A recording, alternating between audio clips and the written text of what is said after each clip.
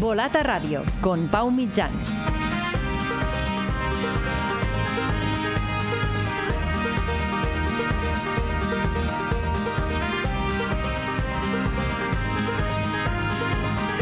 Hola, ¿qué tal? Bienvenidos a Volata Radio, tu podcast de cultura ciclista. Un podcast con el apoyo de Bicycle, la plataforma líder de bicicletas de segunda mano. Más información en bicycle.com.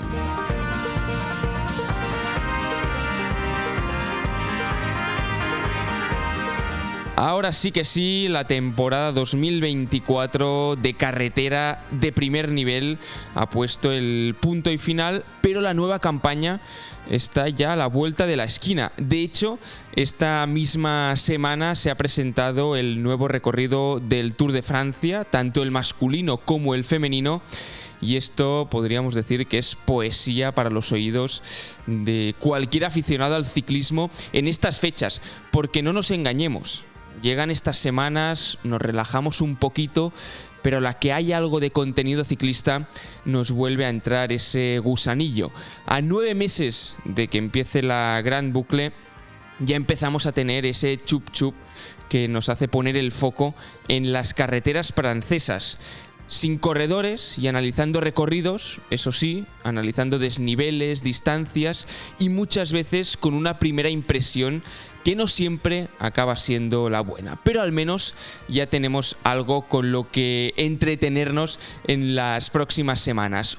Un tour, por cierto, que hasta 2030, al menos hasta 2030, podremos ver en abierto en España. En televisión española también lo comentaremos, a diferencia de los aficionados del Reino Unido que tendrán que pasar por caja si quieren ver el Tour. También es época de mercado y el gran movimiento se produjo esta semana, es decir, hemos tenido bastante actividad ciclista y no es nada más ni nada menos que Demi Vollering. Ya es oficial que ficha por el FDJ Suez hasta 2026 y lo hizo con un vídeo y con una puesta en escena a la altura de las circunstancias. Y por si fuera poco, desde Volata hemos lanzado la revista del 10º aniversario, la número 43, con una portada única que si no habéis visto aún, os recomiendo mucho que la vayáis a buscar a la página web de Volata. En la combinada hablaremos de esta portada, también destacaremos un reportaje que nos ha gustado mucho sobre la fundadora de LIP, Bonnie Tu, y de la intrahistoria que esconde la portada de los amigos de Panenka de Jürgen Klopp, que veréis que hay una relación con Volata. Y la pregunta del final, pues ya la podéis ir respondiendo, es la siguiente: cuando sale un recorrido de una gran vuelta, ¿qué es lo primero en lo que os fijáis? Después se lo preguntaremos a Olga y a Isaac, pero vosotros ya podéis ir respondiendo. Ahora entramos en materia, pero antes, como siempre, 3 cosas muy rápidas. Si le dais al like y al me gusta del programa o del capítulo, os lo vamos a agradecer muchísimo. Seguirnos en redes sociales, @ccvolata en Instagram y en X, y recordad los códigos de descuento: VolRadio15 para suscribiros a la revista y recibir un 15% de descuento, y si queréis vender vuestra bicicleta en Bicycle con el código exclusivo Volata, os vais a ahorrar la comisión del vendedor. Ahora sí, empezamos y saludamos a Olga Ábalos y a Isaac Vilalta. Questa edizione si decide alla volata. En una volata c'è anche el... Olga, Isaac, ¿qué tal? ¿Cómo estáis? ¿Qué tal? ¿Cómo estamos? ¿Todo bien? Todo bien. Olga, ¿tú qué tal? Yo bien, me acabo de... Estaba muteada, perdón. Como bien, siempre, bien. Olga siempre empieza los programas muteada, pero no pasa nada. Es No, porque, no sé, tengo manías. para que no entre, para que no se cuele nada, ¿no?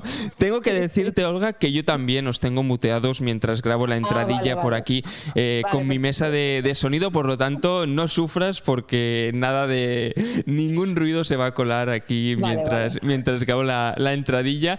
En todo caso, lo decíamos, parece que no hay actividad ciclista de competición como tal, pero sí que venimos de unos días, de unas semanas que a nivel de noticias, de contenido, de información, vuelve, ¿no?, a ponerse un poco, vuelve a rodar todo y por ejemplo tenemos el recorrido del Tour de Francia, tanto masculino como femenino, que ahora entraremos a analizar un poco, pero un titular como siempre de estos dos recorridos.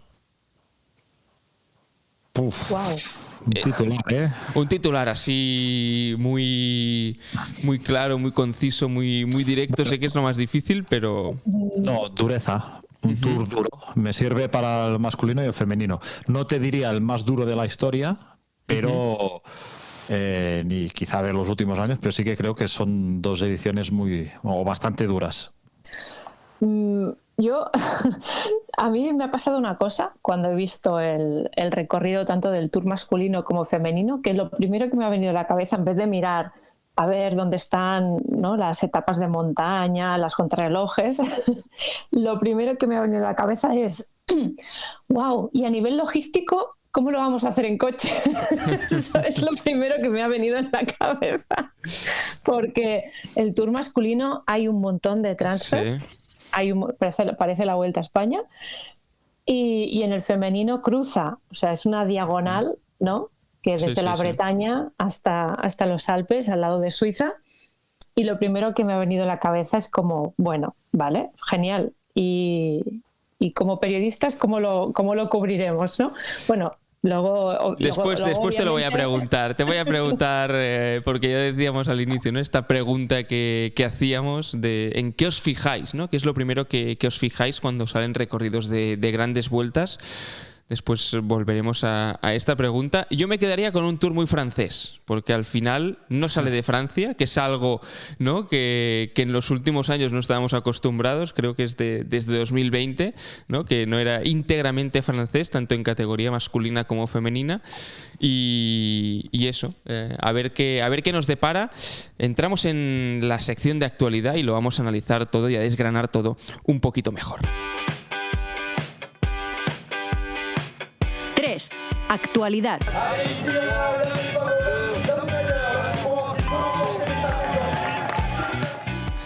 Y estamos grabando a martes 29, un martes 29 29 de octubre, en el que se ha desvelado el recorrido del Tour de Francia, tanto masculino como femenino. De hecho, primero se ha desvelado el recorrido femenino y después lo ha hecho el masculino. En una semana en la que muchos de los ciclistas están de vacaciones y de hecho justamente después de ver los recorridos, eso que estás mirando a Instagram, ¿no?, y he visto 2 o 3 stories de Urška Zigard, la pareja de Tadej Pogačar, en las que, bueno, pues mostraban que estaban disfrutando, ¿no?, de estas vacaciones y no se les veía muy preocupados, tengo que deciros, por el recorrido de los Tours de Francia. Y no deja de sorprender porque sí que es cierto que al final pues tenemos información, hay que, ¿no?, desvelar los recorridos con cierta antelación, pero viendo un poco la presentación es que no había ningún ciclista de los aspirantes, ya no te digo de los aspirantes al Tour de Francia, pero ninguno de los grandes tótems, ¿no? Mark Cavendish. Y esto sí que es algo que me ha dejado un poco descolocado, ¿no? El acto, el gran acto, ¿no?, de inicio, podríamos decirlo, de la temporada 2025 ya. Y todos los ciclistas de vacaciones. Es un poco una contradicción que quería poner sobre la mesa. Antes, cuando hablabas al principio de que todavía pasan cosas a pesar de que ya no hay carreras, sí que tengo la sensación de que el calendario ciclista, entendiendo el calendario como cualquier momento en que haya actualidad ciclista, por lo menos a lo que noticias se refiere, pues yo creo que se ha hecho cada vez más ancho, ¿no? Al final alargamos ya no solo en competición, sino con presentaciones de grandes carreras, con los fichajes. Sí que tenemos la fecha del 1 de agosto, pero bueno, ahora a final de temporada se están cerrando muchos fichajes y yo creo que el ciclismo ha entendido que cada vez puede ocupar más espacio a lo largo del año, puede ser noticia durante más tiempo. Y en este sentido, claro, al final los ciclistas también compiten mucho y tienen que hacer vacaciones, y esto contrasta con estar presente en galas como la de hoy del Tour. Sí, total. Y además estaba intentando descubrir o ver en qué momento también se presentó el Tour de Francia el año pasado, que no sé si fueron estas mismas fechas o fue posterior, para ver un poco si ha habido algún tipo de no sé, de cambios en el calendario, o simplemente es que los corredores cada vez tienen un calendario más amplio, ¿no? Y les coincide con este tipo de ceremonias que bueno, que sí, que es como la puesta de largo, ¿no? De lo que veremos, ¿no? el año que viene, ¿no? La presentación del Tour de Francia, donde, bueno, hay muchísimas esperanzas puestas, ¿no? De que hará Pogačar, de que hará Vingegaard, etcétera, etcétera. Y sí, es como ha quedado un poco desangelado, ¿no? Bueno, iba a hacer la broma del Balón de Oro y la plantada de Florentino, pero creo que es algo muy distinto. No, pero más allá de esto, sí que es verdad que cada vez también el calendario de los ciclistas, estén en el foco mediático o no, también es mayor, porque, por ejemplo, las concentraciones previas ya a la siguiente temporada, ya muchos equipos las están viviendo, ¿no? Concentraciones sin bicicleta o sin entrenar. Y UAE, por ejemplo, esta semana ha estado todo el equipo en Emiratos Árabes con compromisos, lógicamente con patrocinadores, haciendo un mini stage más de compañerismo que de entreno o de competición, y no son los únicos. Mireia Benito me comentaba el otro día que se iba para Bélgica porque hacían esto, pues casi una semana de convivencia entre todas las ciclistas del equipo. Y referente a lo que decías, Olga, yo tampoco lo tengo ahora a mano, pero sí que, hablando de memoria, sí que creo que el año pasado, no sé si el Tour se presentó por estas fechas, que puede ser que sí, probablemente, pero creo que el Giro, no sé si se había presentado ya o... este año sí que está muy calendarizado todo. Tour, en unas 3 semanas Giro, en unas 3 semanas la Vuelta, se van cogiendo su espacio en el calendario, pero creo que no tengo claro que hasta ahora fuese así. Mira, lo acabo de encontrar. El año pasado el Tour de Francia femenino se presentó el 25 de octubre, o sea que aproximada puramente esas fechas, y también el mismo día el masculino, o el día anterior, no lo tengo muy claro por los mails, pero era en esta fecha. O sea, que es como que... ¿El Giro lo tienes? Y el Giro, no. El Giro tendría que buscarlo en qué fecha se presentó el año pasado. Sí, el Tour el 25 de octubre, de hecho he ido a buscar una noticia y sí, es del 25 de octubre, por lo tanto fechas muy parejas, fechas muy parecidas, y sí que es cierto que a nivel informativo baja mucho el suflé, al final acaba el World Tour. Y es un buen momento, ¿no? Por lo que decías tú, Isaac, de alargar un poco a nivel informativo y también de no solaparlo con otros grandes eventos, ni de hacerlo durante la misma temporada competitiva pura y dura. Es un Tour de Francia, si os parece, vamos a entrar a analizar un poco... Perdona un segundo, sí, el Giro de Italia el año pasado... el Giro del 2023 se presentó a mediados de octubre. O sea que no sé si el año pasado, pero por lo menos hace 2 años, pues sí que no estaba tan calendarizado. Bueno, el tema es este, ¿no? Que al final presentar sobre todo el grueso de competiciones y el grueso de grandes vueltas durante estas fechas, ¿no? De octubre, noviembre, diciembre, que aún no estamos ya en la ebullición, en el día a día, y supongo que también esto les sirve a los corredores, a los equipos, para planificar la temporada, que al final no deja de ser el Tour de Francia, es el gran evento, pero también es necesario ver qué recorrido va a tener el Giro, qué recorrido va a tener la Vuelta para hacer los calendarios y planificar las temporadas. En cuanto a... Sí. Esto, perdona, o sea, esto es de cara al público. Tenemos que, ya mucha gente lo sabe, ¿no? Pero los equipos, los corredores saben el recorrido. Bueno, del Tour quizá no, pero de la mayoría de pruebas ya las saben pues a finales, pues ahora, finales de octubre, noviembre, para planificar ya las temporadas siguientes. El gran público nos enteramos mucho después, pero sí que ya los equipos pues ya lo tienen antes. Y en cuanto a recorrido, vamos a empezar por el masculino, si os parece. Saldrá desde Lille, desde el norte de Francia. Es un recorrido puramente francés, es decir, este año no hay un Grand Depart desde fuera del territorio francés. Es un Grand Depart, podríamos decir, mucho más tradicional, ¿no?, que en los últimos años, con una etapa para sprinters.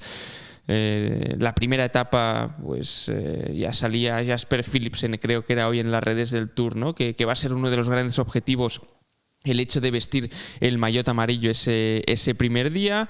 Un Tour de Francia que hasta la 10ª etapa no tendrá una etapa de montaña como tal.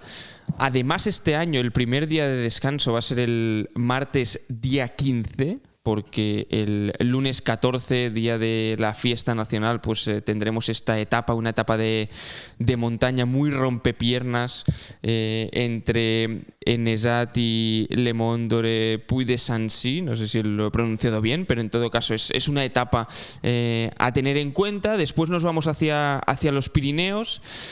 Pasamos primero por los Pirineos con Hautacam, con Superbañeres de Luchon, con Peyragut, una crono de 11 kilómetros en Peyragut, una crono escalada. Por lo tanto, aquí una de las grandes novedades. La primera semana, me lo dejaba, también tendrá una contrarreloj de 33 kilómetros en Caen. Y después, lo que decíamos, tendremos sobre todo los Pirineos, unos Pirineos que pues habrá Tourmalet, por ejemplo, habrá pues 2 etapas de montaña importantes. Antes de ir a los Alpes se subirá al Mont Ventoux, que es una de los grandes retornos, ¿no?, esta próxima edición, y ya llegaremos a los... Dime. Final de etapa. Sí, Ventoux. exacto, unipuerto. Sí. No será puerto de paso. Y además, para acabar, ¿no?, tendremos yo creo que la etapa 18 será seguramente la etapa reina de esta edición, ¿no?, con Glandon, Madeleine y Courchevel, el Col de la Loze, el famoso Col de la Loze, que muchos recordaréis por ese famoso I'm Gone, I'm Dead de Tadej Pogačar, aunque este año se va a subir por la otra vertiente.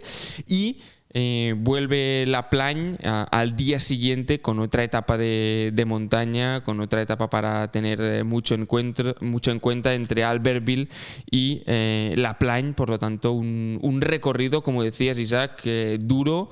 Un recorrido muy de menos a más, ¿no? Muy concentrado en los últimos 11, 12 días de competición, y que de entrada son puertos que a Vingegaard se le han dado mucho mejor que a Tadej Pogačar en los últimos años. Si nos vamos al Col de la Loze, si nos vamos al Mont Ventoux, y si nos vamos también al... Hautacam. En Hautacam, exacto, en Hautacam, ¿no? Entonces, bueno, sobre papel pinta duro y pinta un tramo final interesante. Yo no iría tan rápido de fijarme en los Pirineos y los Alpes. Antes leía... A mí me ha gustado mucho lo que decía Rolf Waldak, director de Red Bull Bora, porque apuntaba que en un Tour de Francia hay que distinguir siempre entre lo que es difícil y lo que es duro.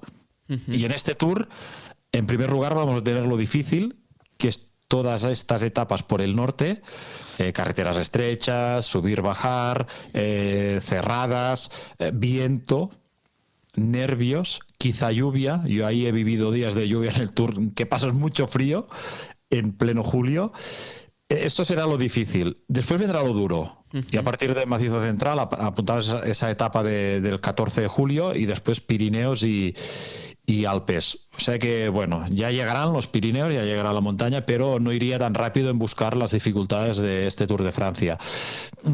Y después, bueno, ya como más anecdótico, discutir o debatir sobre cuál será la etapa reina, porque puede ser la que apuntabas ya cerca del final en los Alpes, pero atención también la de Pirineos, de Superbañeres, en que se sube Tourmalet, Aspen, Peyresur, el tríptico clásico, además de Superbañeres, que son 12 kilómetros y medio al 7,5, o sea que le va a disputar el título de etapa reina.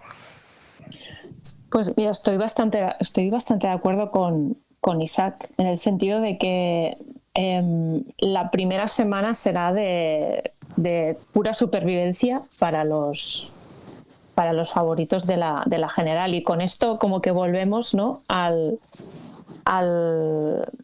perfil clásico, ¿no?, del Tour de Francia, ¿no?, que era poco primera semana. Hay que pasarla como sea, ¿no? Carreteras estrechas, no caerse, superar todos los nervios, la tensión, y luego a partir de aquí ya se va como recolocando, ¿no?, todo en su sitio.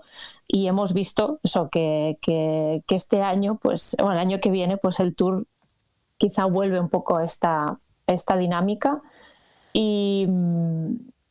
Y es lo que comentaba Isaac, ojito con esas primeras etapas que, no sé, me estaba intentando fijar si incluso había algún tramo de alguna sorpresita, ¿no?, algún tramo de pavé o alguna cosa así, ¿no?, porque también estas etapas por el norte pues suelen a veces incluir.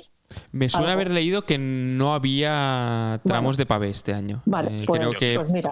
Creo que, no sé si era Prudhomme que lo decía en algún sitio, he leído alguna declaración que este tipo de complicaciones añadidas no había, pero es interesante esto que decís del inicio, porque al final sí que es cierto que además van a ser 10 días seguidos de competición, es decir, que el día de descanso se pasa al martes por el hecho del 14 de julio, que esto es algo que no es habitual y por lo tanto cualquier cambio en este sentido es remarcable y es de comentar. Y sí que es cierto, bueno, que estos primeros días, ¿no?, parecen muy encaminados o muy pensados para atraer a los Van der Poel, Van Aert, ¿no?, a los Biniam Girmay, Thibonés también, ¿no? Todos estos ciclistas mucho más punchers, vamos a decir, mucho más explosivos, ¿no?, y que no lucharán tanto por la general, y que también va a ser una batalla interesante, ¿no?, en estos primeros días, y no centrarlo todo en la general. Bueno, al final el Tour siempre da para todos, ¿no? Por eso, y sí. Pasas un año en que los sprinters tienen menos opciones o este tipo de punchers, pero al final es muy difícil que en 2-3 ediciones no todo el mundo tenga su patio, ¿no? Uh-huh. Pero sí que es cierto que me ha parecido un Tour que tiene dos partes muy diferenciadas, ¿no? Lo que decía es una primera parte mucho más de superarla como sea, y una segunda parte que realmente es muy dura, con grandes encadenados, con puertos largos, con puertos por encima de los 2.000 metros y con terreno para hacer daño y para marcar diferencias. Sí, total. Y creo que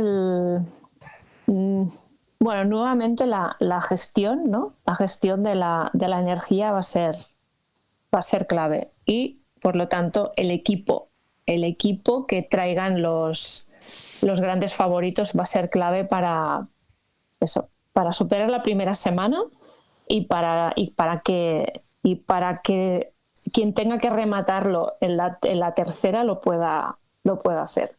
Por eso que creo que va a haber mucha estrategia en ese sentido, a ver qué corredores se llevan, qué no, etcétera, y dónde se pone el foco y la energía, ¿no?, en este Tour para los equipos que quieren ganarlo, básicamente. Yo tengo la sensación que van a ser más determinantes los Pirineos que los Alpes. Primero porque en Pirineos tenemos 3 etapas consecutivas. Y una cronoescalada. Una de ellas cronoescalada, exacto. Muy dura. con lo que supone, ¿no? De encadenar ya no 2 días consecutivos muy duros, sino que 3, y ahí es donde, bueno, empiezan a marcarse diferencias, ¿no? Y después porque es cierto que en los Alpes tenemos una primera etapa muy dura, pero al final son 2 etapas. Y además que ya se llega con las fuerzas muy justas a finales de la tercera semana. Y ahí siempre es quizás más difícil marcar estas diferencias o ya rematarlas del todo si alguien ya va con el gancho muy justito y otro va sobrado. Pero para marcar las primeras diferencias yo apuntaría a los Pirineos claramente. Y ojo el Mont Ventoux también, porque está puesto después de un día de descanso, que esto después del segundo día de descanso, inicio de tercera semana, lo que dices tú, fuerzas muy justas, ya sabemos que los días de descanso cada vez menos, pero los días de descanso no afectan a todos por igual. Y ese martes 22 de julio, que el Mont Ventoux ya sabemos cómo se las trae, vendrás de Pirineos, final arriba, por lo tanto... Un día para la escapada, yo creo que va a ser un día para la escapada.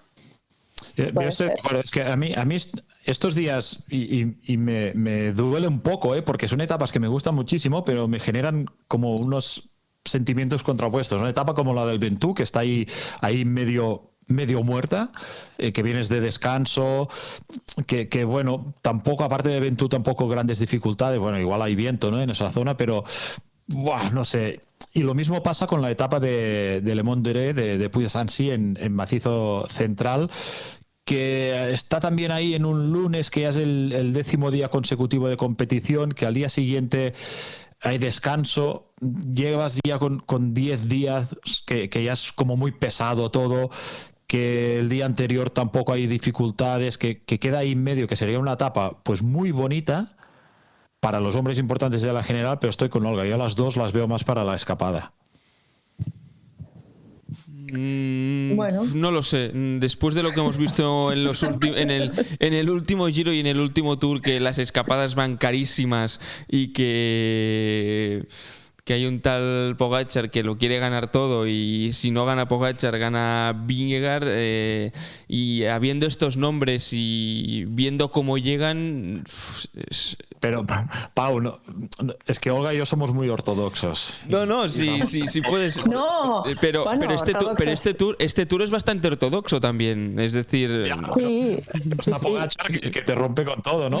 Sí, no sé, es que ya. Pero no por llevar la contraria, pero es que, hostia, es que de verdad que a la hora de analizar según qué cosas, es como, sí, pero porque no sabes por dónde te va a salir este tío. Sobre todo Pogačar, digo, y a la hora de analizar el recorrido, pues no sé, hoy leía dónde sería la primera cota donde atacaría Pogačar, y no sé quién era, no sé qué usuario de Twitter, ¿no?, que va a atacar aquí o puede atacar aquí, porque ya iba buscando la primera cota donde podría hacer daño. Claro, es que es tan impredecible que... Sí. Jugar podemos jugar, pero estamos a finales de octubre. Sí, es que, no, totalmente. Y el año pasado ya nos enseña, o sea, ya vimos, ¿no?, todas las suposiciones que puedes hacer, y te cambia en la Itzulia todo el calendario ciclista, ¿no? Entonces... Claro, y hay que ver lo que va a hacer Pogačar antes del Tour, que todavía no sabemos si va a hacer Giro, si no sé, si se va a dedicar a hacer alguna más clásicas este año, que hay que ver todo habrá que estar atentos. En todo caso, es un poco el recorrido en líneas generales, una visión muy alejada aún, pero lo queríamos poner sobre la mesa. Y en el caso del femenino es tirar una línea en diagonal, literal, por Francia, porque va a empezar en la Bretaña, en Brest, y va a acabar en Châtel el domingo 3 de agosto, y va a empezar el domingo 27 de julio. Un Tour de Francia femenino que suma una etapa. Nos vamos hasta las 9 etapas. No va a haber contrarreloj, que es una de las grandes...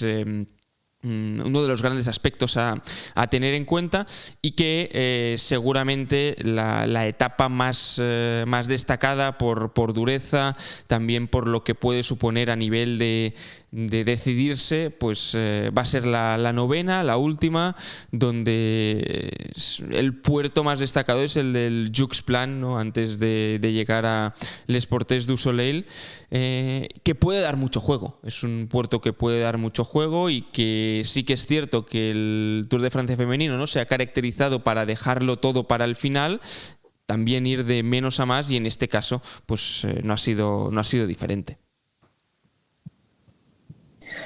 No, y además es difícil de analizar este recorrido también, porque empieza en un lugar muy difícil. O sea, empieza en un lugar muy complicado, que es la Bretaña. Y es como que, bueno, como que hay que sobrevivir estas primeras etapas para poder llegar al final. A ver, que en el fondo es una obviedad lo que estoy diciendo, pero es que Bretaña puede ser complicado. Puede ser muy complicado por todo, por viento, porque es un territorio como muy escarpado, porque hay muchas emboscadas, porque todo el mundo está muy fresco, ¿no? Ese tipo y pueden haber muchas caídas, por ejemplo, en Bretaña. Es muy duro este Tour de Francia femenino, ¿eh? Muy duro, creo yo. Yo creo que... Y no sé, toda la parte que pone etapa llana, que hay como 4 etapas llanas, creo que no son tan llanas tampoco. Pero bueno. Yo creo, me deja un poco la sensación de que si cogemos el recorrido del Tour femenino y lo estiramos, se convierte en el Tour masculino. Sí, es algo así. Sí. Es algo así. Es como que las primeras etapas podrían ser la primera semana del Tour, ¿no?, masculino. La parte de en medio es casi, bueno, como todo lo de, ¿no?, macizo central, etcétera, etcétera. Y al final, ¿no?, es como la llegada de la alta montaña, ¿no? Sí, tiene parecidos razonables. Yo creo que en este sentido el concentrar la dureza, el desnivel en las últimas jornadas va a ser interesante, porque carreras en el calendario femenino de 9 etapas con esta exigencia al final, pues no tenemos. Entonces hay que ver qué ciclistas, si una Vollering, su cuerpo va a estar para alargar tantos días y tanto desgaste acumulado. Si una Van der Breggen, a ver cómo vuelve, Longo Borghini, bueno, los grandes nombres, las grandes fondistas, además de dominar en la montaña, y pues a ver cómo asimilan, que igual no pasa nada de diferente, pero a ver cómo asimilan una carrera que se va volviendo más exigente año tras año. Sí, y además hay 3 etapas que son de 160 o superiores. O sea que va subiendo el kilometraje también cada año del porque Tour. Prudhomme ha dicho al final que ha repasado, ¿no?, un poco como la radiografía del Tour masculino, y ha dicho algo así como, en cifras de desnivel, de kilometraje, igual que el año pasado. Pero claro, en el femenino no es así. No, y juegan muchas variables, y también, bueno, lo que decíamos al inicio, ¿no?, el hecho de que pues los cambios que ha habido en los equipos. Demi Vollering, este anuncio por el fichaje por el FDG, ¿no?, el Suez, con una puesta en escena muy, muy visual, pues lo cambia todo también, ¿no? Y tener nuevas piezas, saber cómo van a mover estas piezas, saber qué importancia va a tener el equipo, cómo va a saber jugar el equipo, un FDG que no tiene nada que ver al SD Works, la llegada que decías tú, Isaac, de Van der Breggen. Creo que hay muchas nuevas piezas en el tablero. Y este tablero de juego, cada año es totalmente diferente. Se le añade una casilla, ¿no? En este caso se le ha añadido otra etapa y de montaña.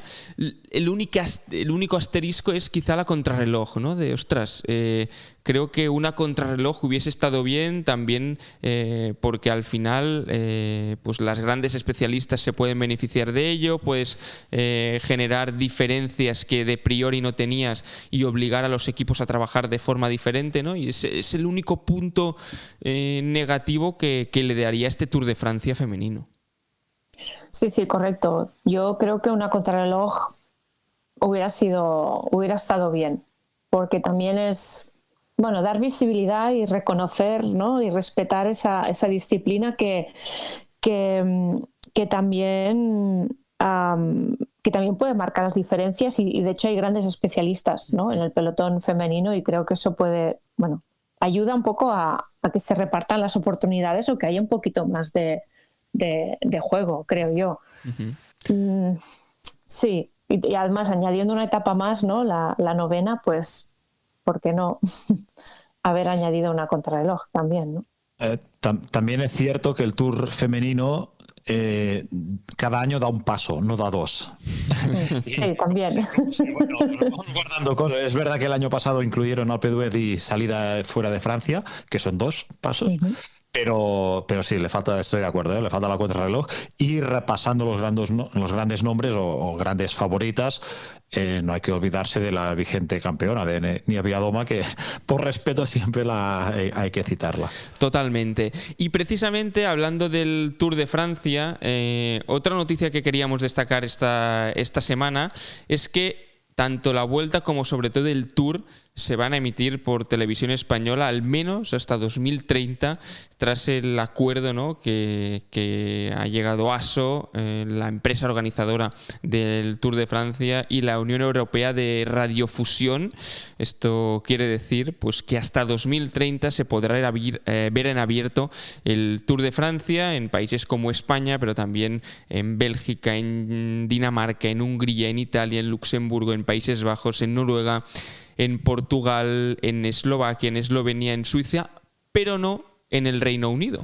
El Reino Unido es uno de los países que ha quedado fuera, ¿no? Y esto hace que el Tour desde los 80 ha sido gratis en la televisión británica, pero a partir de 2026, no el año que viene aún los aficionados británicos podrán ver el Tour en abierto, pero a partir de 2026 solo se podrá ver en Eurosport. Por lo tanto, todo aquel que quiera ver ciclismo desde Gran Bretaña lo va a tener que hacer pasando por caja, no en España, repetimos, porque hasta 2030 se ha llegado a un acuerdo para que las principales carreras, pues controladas por ASO sobre todo, pues París-Roubaix, Lieja, la Flecha Valona, la París-Niza, el Dauphiné, la Clásica de San Sebastián, la Volta a Cataluña, la Vuelta femenina y el Tour de Francia femenino también, pues se van a poder ver en abierto, y esto creo que es un gran acierto, que hace bien al ciclismo, al menos en esta fase, ¿no? Aún de crecimiento, sobre todo en el apartado femenino, ¿no? Que está experimentando el ciclismo, para que enganche a muchos más seguidores. Y de hecho yo es que no me imagino poner la tele en verano y no escuchar, ¿no? En televisión española los comentarios, en este caso de Carlos de Andrés y de Perico Delgado, pero de no tener el Tour de Francia de fondo esas tardes interminables de verano. Sí, es interesante también ver cómo, por qué en unos países sí y en otros no, ¿no? O sea, por qué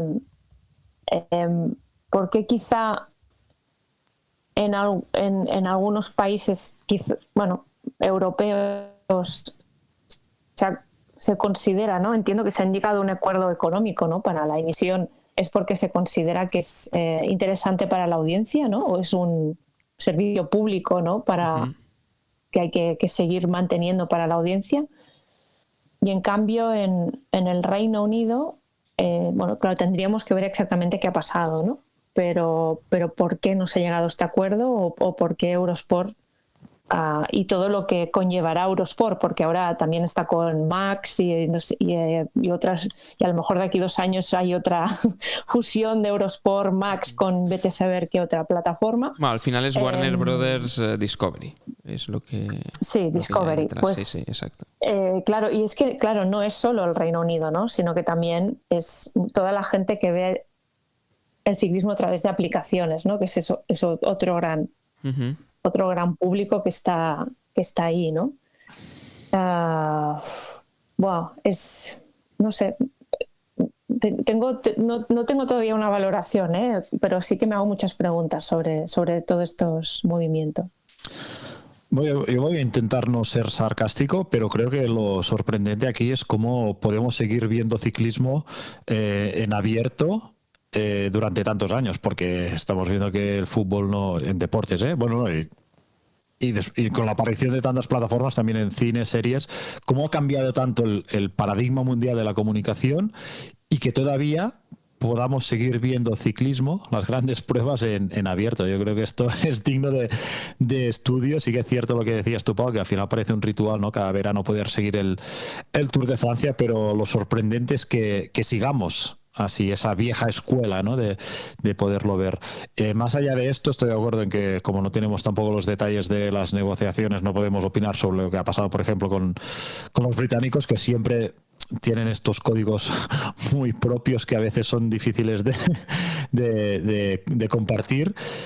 Pero a mí me preocupa que el ciclismo británico dé algunos pasos atrás. Cuando la apuesta por el ciclismo antes de 2010 empezó a ser muy fuerte, todo lo que se desarrolló acerca de o alrededor del velódromo de Manchester, con la creación del equipo Sky por esos momentos, con el proyecto de campeones olímpicos, con el proyecto de intentar ganar un Tour de Francia con un equipo inglés o británico, con un corredor también suyo, como fue con Wiggins, después vino Froome, después Geraint Thomas con las victorias de Mark Cavendish. Todo esto responde a una apuesta clara y horizontal en diferentes espacios, ¿no? No solo en las escuelas de ciclismo, no solo la aportación de dinero en un proyecto profesional. O sea, si dejamos de ofrecer ciclismo en abierto en televisión, pues ¿quién te asegura? Yo creo que es difícil que dentro de 5 años la afición por el ciclismo siga siendo en el Reino Unido pues similar a la de esta última década, ¿no? Entonces, pues no sé, me despierta también muchas dudas. Tendríamos que ver también la audiencia, ¿no?, que tiene el ciclismo en función de las cadenas, ¿no? O sea, digamos que el ciclismo en audiencia en abierto en el Reino Unido lo daba ITV y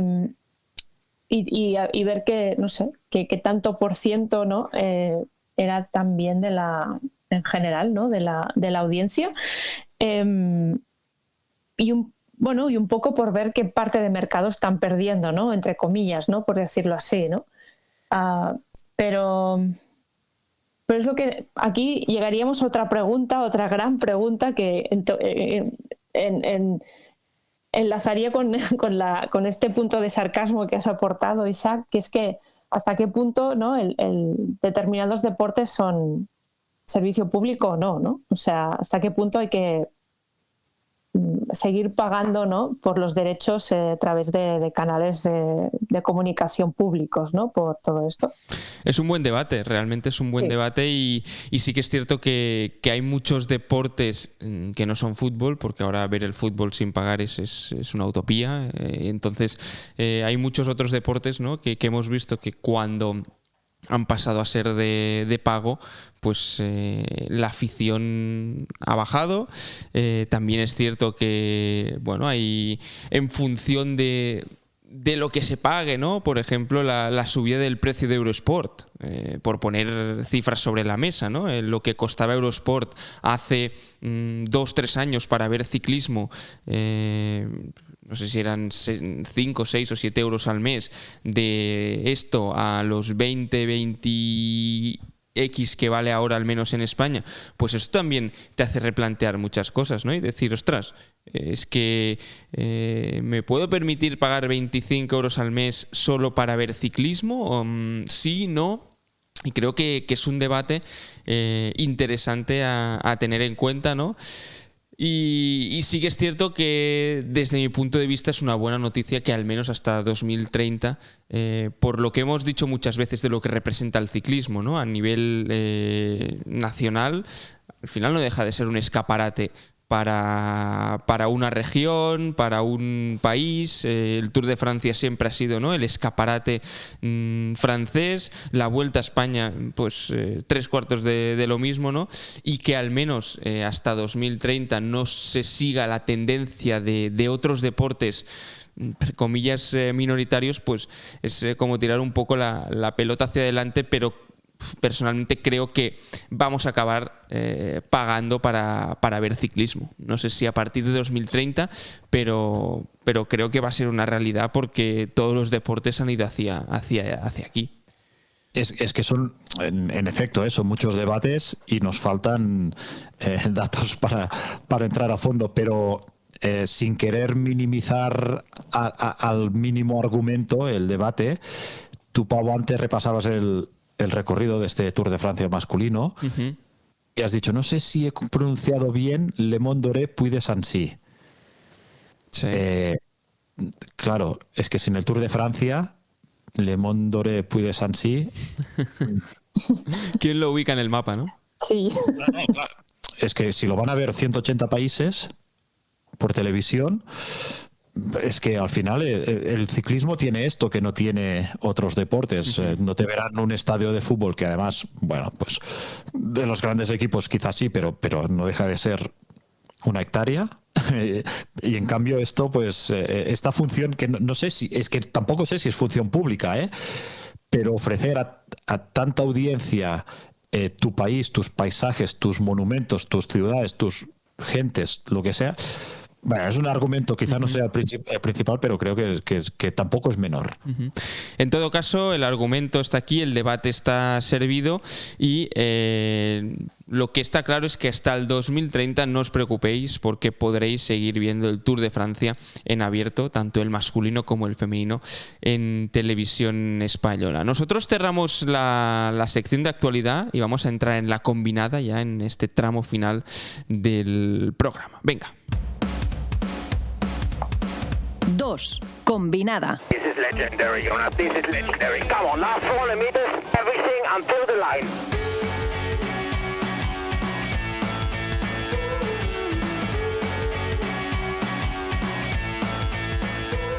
Pues venga, entramos en territorio combinada. Recordad que Volata Radio es un podcast que cuenta con el apoyo de Bicycle, la plataforma líder de bicicletas de segunda mano.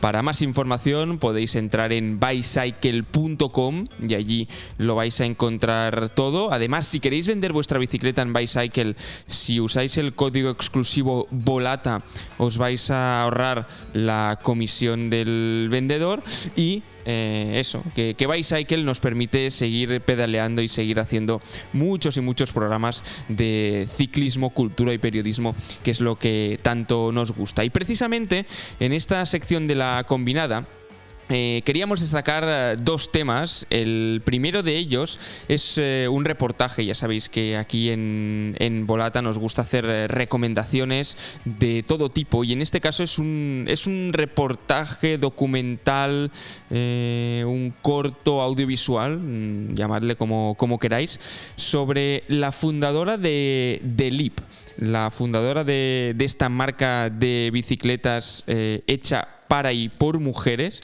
y es la historia de Bonnie Tu, esta mujer que empezó a montar en bicicleta cuando tenía 57 años. Ella formaba parte del grupo Giant y se fue a dar la vuelta en bicicleta con uno de los fundadores de Giant en Taiwán. y le dejaron una bicicleta que cuando se fue a dar la vuelta en bicicleta durante tanto tiempo dijo que esa bicicleta pues que no era de su talla, que era la más pequeña, además los maillots, los culottes tampoco estaban hechos para ella, y decidió montar esta marca de bicicletas que al final pues se ha acabado convirtiendo en una referencia. De hecho hay un equipo ciclista, el Leap Cycling, ¿no?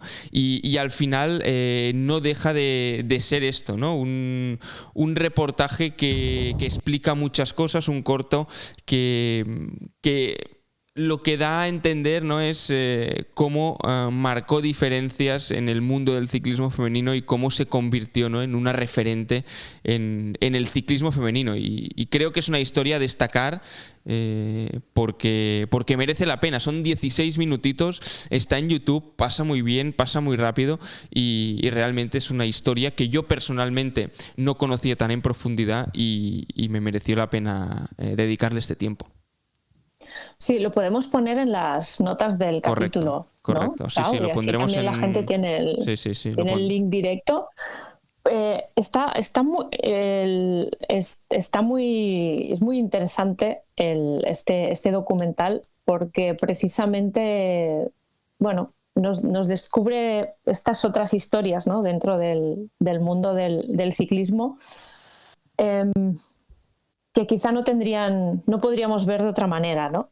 Y además es interesante porque el ejemplo de la fundadora de Leap podrían ser como, no sé, podría ser nuestra madre, ¿no? Incluso como una generación o nuestra madre o nuestra abuela, ¿no? Generación de mujeres que en su niñez nunca llegaron a montar en bici, ¿no? Y hay muchísimas mujeres que no saben ir en bicicleta, ¿no? O que han aprendido a ir en bicicleta de mayores, ¿no? Y de hecho las escuelas de ciclismo están llenas de mujeres de 40, 50, 60 intentando aprender en bici porque cuando eran pequeñas pues se consideraba que para qué tenían que aprender a ir en bicicleta, ¿no? Las niñas, ¿no? Cuando es todo lo contrario, ¿no? Que aprender a ir en bici es como un elemento de emancipación. De libertad, totalmente. Y de libertad. Es un acto de libertad súper grande y también es lo que se expone en el documental, ¿no? Y el hecho de siempre ir a remolque, el hecho de tener que ir con bicicletas pensadas por y para hombres, ¿no? Y el hecho de cambiar el modelo, no tener que hacer una bicicleta de hombre adaptada a mujer, sino que repensar todos los diseños, todos los moldes que habían, tirarlos a la basura y empezar con nuevos moldes, con nuevos diseños. Total. Entonces, ostras, ya os digo, es un corto, valga la redundancia, muy cortito, de 15-16 minutos, muy bien grabado, que esto también, ¿no?, te da... apetece mucho más verlo, con protagonistas muy interesantes, casi todas mujeres. Creo que solo sale un hombre en el documental, que esto también dice mucho, ¿no?, de lo que supone. Y eso, ¿no?, el hecho de tener un buen líder, de tener a una persona visionaria, ¿no?, en su momento, y de cambiar las cosas. Y también otra historia en paralelo que se explica, ¿no?, es que Bonnie, creo que era en el primer Tour de Francia femenino, pues hay esa etapa, ¿no?, que se hace recorriendo no sé si una de las etapas, creo que eran 170 kilómetros. Y claro, ya tiene una edad, es decir,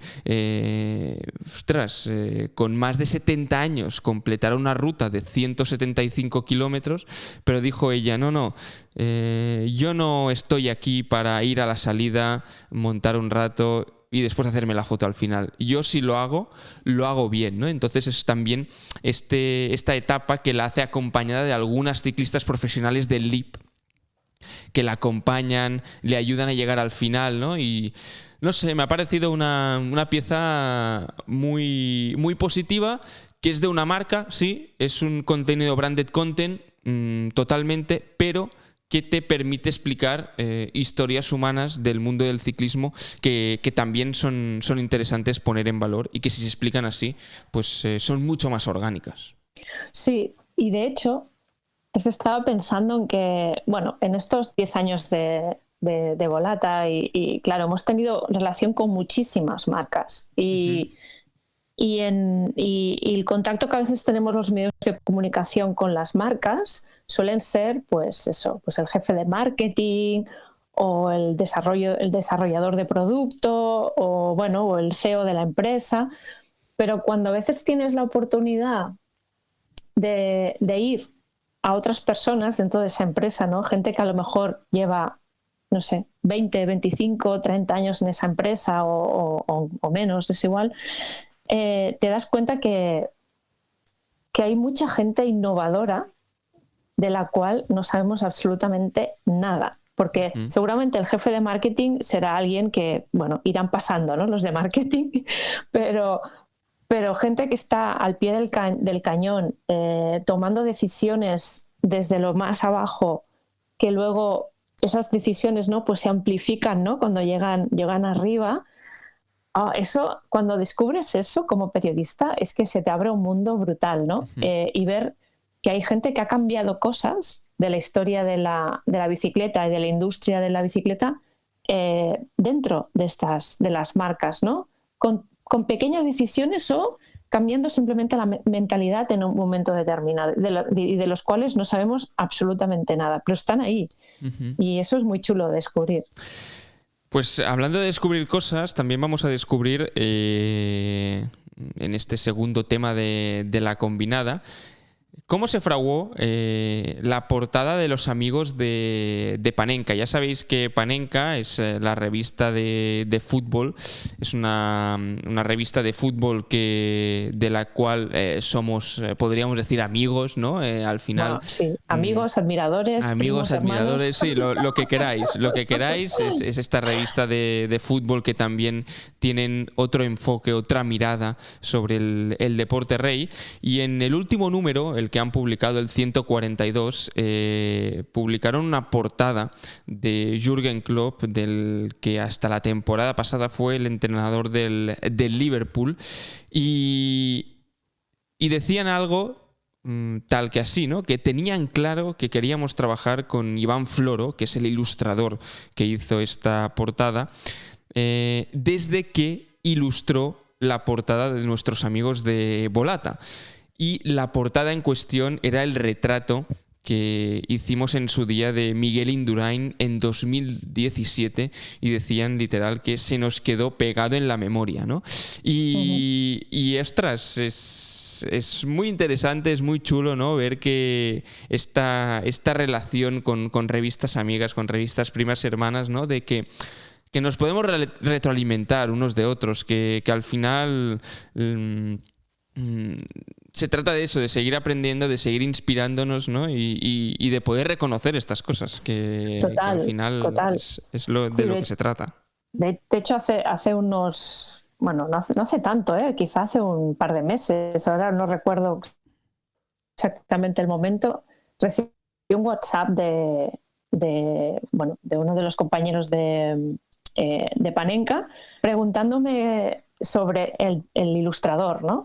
Porque a veces estas portadas como que están ahí como latentes, ¿no? Se van cocinando en nuestras mentes o en nuestros estómagos, no sé, y hay un momento en que dices, vale, ahora debe ser el momento, ¿no? Para utilizar esta carta, ¿no? Y entonces me mandó un mensaje y dice, oye, el ilustrador aquel que hizo aquella portada de Indurain, ¿tú sabes si estaría disponible, si no, si tal, ¿no? Y entonces, bueno, estuvimos ahí intercambiándonos algunos mensajes, le pasé el contacto, etcétera. Y al final digo, bueno, este chico, digamos que ha crecido mucho como ilustrador, ¿no? Porque la portada que hizo para Volata fue casi la primera ilustración de estilo más pictórico que hizo Iván Floro, porque hasta entonces solo se dedicaba al muralismo y al graffiti, por decirlo así. Entonces, Jordi Rins, que era el anterior director de arte, pues no sé cómo lo descubrió y le dijo, oye, ¿tú te atreverías a hacer el retrato de una persona? Aunque yo no he visto si retratas o no. Y hizo lo de Indurain y a partir de ahí era como, wow, este chico hace más que grafitis, ¿no? Y es un gran retratista, y ahí, pues bueno, ha ido como haciendo otras cosas, portadas de discos, etcétera, etcétera. Claro, su caché ha subido mucho. Bueno, es que Bueno, de un disco muy, muy conocido, vamos a decirlo, porque sí, claro. al final ha hecho la portada de C. Tangana. Sí, uno sí, de los sí. artistas del momento en los últimos años en España, ¿no? Y hizo la portada del single Demasiadas Mujeres, del disco El Madrileño. Es decir, si vais a ver El Madrileño, que seguramente es uno de los discos de la última década en España, pues la portada es suya. Sí, y claro, y desde Panenka pues no sabían si pues Iván Floro, en su nuevo estatus, ¿no?, de ilustrador mediático, pues haría esta portada para Panenka, pero cuando vi la portada digo, ¡wow, qué bien! Me alegré mucho de que hubieran llegado a un acuerdo y que esto hubiera sido posible.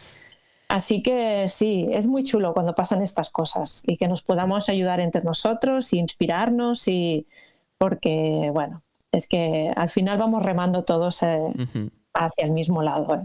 Que esto del mundo editorial es muy duro. Y precisamente antes de entrar ya a la pregunta final, antes de pasar a la pregunta, también tenemos otra portada destacadísima, la del número 43 de la revista Volata. Es la revista.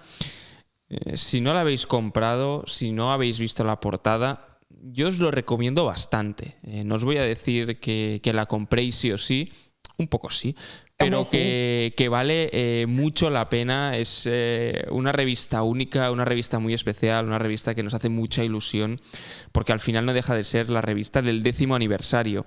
Hemos ido haciendo distintos actos a lo largo de este año. Ya tenéis colgado el podcast que hicimos con a la cola del pelotón en la fuga, precisamente para celebrar estos 10 años, esta década. Y ahora llega la revista del 10º aniversario, ¿no?, con una portada de Enric Adell muy chula, especial para la ocasión y con un contenido dentro que merece mucho la pena, y que me ha gustado un detalle, Olga, de la nueva página web, y es lo que pesa la revista. Es decir, poner el gramaje. Bueno, porque es que últimamente, bueno, es que estos son, lo que decía antes de que esto del mundo editorial es muy duro. Claro, hay preguntas, ¿no?, de los suscriptores o de los lectores que te cuestionan, pues eso, ¿por qué vale tanto, ¿no?, enviar la revista, los gastos de envío? Digo, porque la revista pesa medio kilo.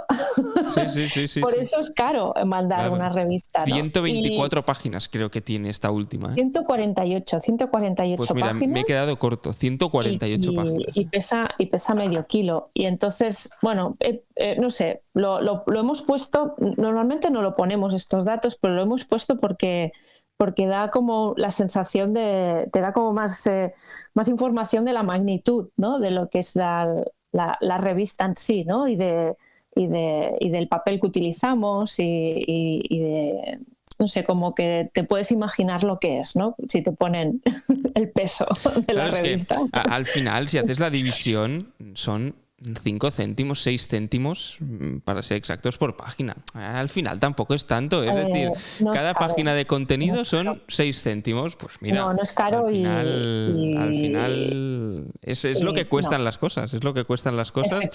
Y por eso podemos seguir haciendo cosas, porque estáis allí todos vosotros, porque gracias a los suscriptores podemos seguir haciendo este tipo de contenido, estas portadas, este peso de la revista, y hacer las cosas de la manera que tanto nos gusta, y de esta manera única y diferente con el sello Volata, nunca mejor dicho.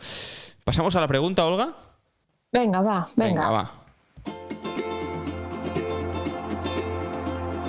1. La pregunta.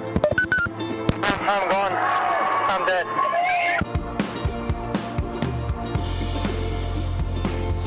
Venga, tramo final de este nuevo Volata Radio, de este programa muy centrado en el nuevo recorrido del Tour de Francia, tanto masculino como femenino. La semana pasada, o mejor dicho, en el último programa hace 2 semanas, os preguntábamos con qué momento de la temporada os quedabais. Pues bien, uno de vosotros, Rafael, en Twitter nos decía: hola, exactamente con el de la foto que publicáis, porque estuve viéndola en vivo y porque el Mundial masculino fue una carrera de un nivel extraordinario. Y es que la foto que publicamos era la de Tadej Pogačar con el maillot de Eslovenia levantando los brazos, una foto tomada desde detrás con mucha gente, con muchos periodistas rodeándole, levantando los 2 brazos, y Rafa nos decía esto, ¿no? Que se quedaba con este momento de la temporada. Esta semana la pregunta es distinta, la pregunta va muy enfocada a lo que hemos venido hablando durante todo el programa y que antes Olga ya la medio contestaba la pregunta, pero se la vamos a hacer otra vez porque ahora ya hemos analizado los recorridos y porque no sé si va a tener otro punto de vista o no, y es que cuando sale precisamente un recorrido de una gran vuelta, ya sea el Tour de Francia, ya sea la Vuelta, ya sea el Giro, ¿qué es lo primero en que os fijáis? Es decir, no sé si vais a ver las etapas de montaña, las etapas llanas, los transfers, qué etapa va a ser la reina, qué etapa vais a coger el coche y vais a decir voy a ir a esta etapa. No sé, ¿qué es lo que más os interesa cuando sale un recorrido de grandes vueltas? Porque creo que cada uno nos vamos a buscar cosas distintas. Olga. Sí, yo, bueno, es que eso, tengo de formación profesional y mucha. Y lo primero que miro muchas veces es, sobre todo con el Tour y la Vuelta, el Giro no tanto, pero el Tour y la Vuelta, lo primero que me viene a la cabeza es la logística. O sea, dónde empieza y dónde acaba y cómo voy a llegar allí y voy a volver a casa. Es algo que automáticamente me viene a la cabeza. Y luego lo segundo que miro es las últimas etapas. No sé, siempre miro las últimas 5 etapas, es lo primero que miro del recorrido, porque me da como mucha información de cómo la organización prevé que quizá aquella vuelta se terminará, o cómo se terminará aquella vuelta, ¿no? Y bueno, son las 2 cosas que me fijo: la logística pura y dura del periodista, digamos, y luego en las últimas etapas. Tenemos que decir que a Isaac también queríamos hacerle la pregunta, pero ha tenido que marcharse porque tenía compromisos y entonces nos ha dicho: puedo grabar un ratillo y me voy a tener que ir, lo vamos a disculpar, nos lo va a pasar por vía interna. Yo en mi caso, una parte también en lo meramente profesional, ¿no? Pues te fijas en analizar un poco cómo es el recorrido, ¿no? Y sobre todo cómo ha cambiado respecto a otros años. Y otra de las cosas con las que me fijo, y como amante del ciclismo, y que cuando a veces tengo vacaciones o cuando el tiempo me lo permite, es irse a hacer, ¿no?, los puertos del Tour de Francia. Recuerdo que hace 2 años pues estuve en los Pirineos haciendo los máximos puertos del Tour de Francia, ¿no? Pues o por aquí cuando la Volta a Cataluña te intentas ir a hacer algunos de las subidas o de las bajadas más míticas, pues sí que intento ver, ¿no? Ostras, a ver si pasan por allí este año, si no pasan por allí, ya es algo más personal y algo más poco profesional, pero sí que me gusta, ¿no? Por ejemplo, la crono del Peiraguts, creo que es, ¿no? Pues me he ido a buscar la ruta que hice en su día allí y es la misma subida, ¿no? Y ostras, también te va bien para hacerte una idea de lo que son, ¿no?, esos 11 kilómetros que van a tener que subir y de entender un poco mejor, ¿no? Ostras, pues lo que supone esta subida, esta otra, y es algo que me gusta de los recorridos de las grandes vueltas, que como tú dices, sí que es cierto que por proximidad, que por cercanía, pues los de la Vuelta a España y los del Tour de Francia pues son como mucho más reconocibles por haber estado allí, ¿no? En Italia. Aún no he tenido el placer de ir a hacer los Alpes o los Dolomitas. Lo tengo bastante pendiente, no. pero sí que es cierto que es algo que me gusta bastante hacer y también trastear un poco con el Google Maps. De alguna subida, eso es guay. alguna Eso es guay. subida exacta, Sí. algún punto que dices, ostras, a ver cómo es esto, cómo es esta subida, este tramo. También reconocerlo un poco previamente por el Google Maps es de las primeras cosas que hago cuando sale un recorrido.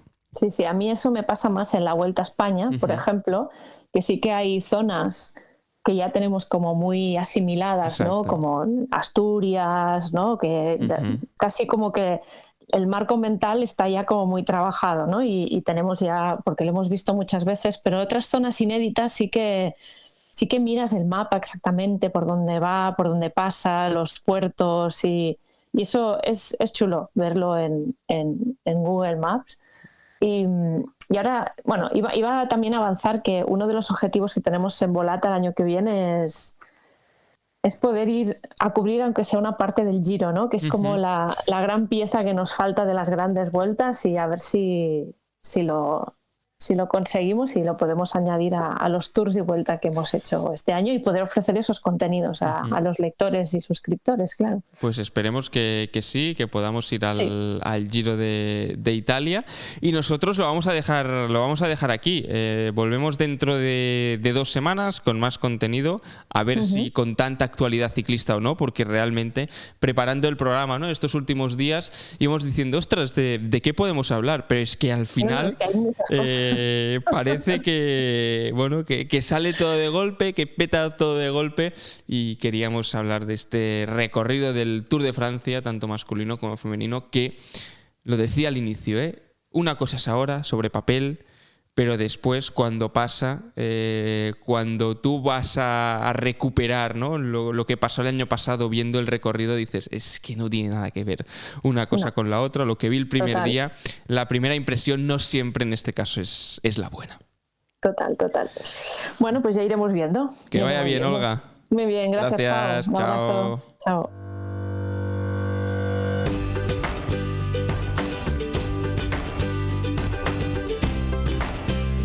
Volata Radio, tu podcast de cultura ciclista.